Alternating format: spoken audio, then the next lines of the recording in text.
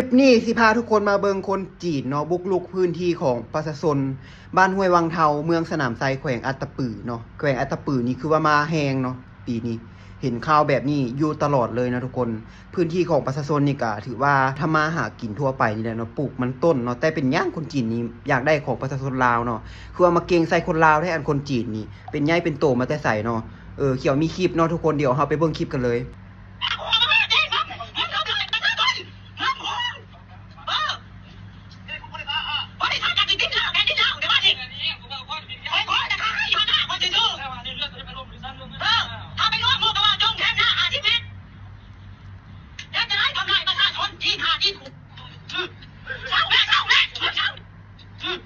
ทุกคนเห็นไปแล้วเนาะก็คือคนจีนนี่ตีผัวเนาะเมียก็เป็นคนไทยคลิปไว้เนาะทุกคนว่าคนจีนนี่มาบุกรุกพื้นที่เนาะ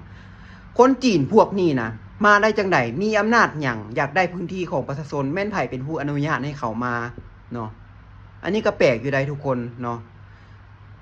พื้นที่ของประชาชนทำมาหากินเนาะปลูกมันต้นประชาชนตาดำๆนี่นะทุกคนเนาะอยากได้ของคนลาวเฮา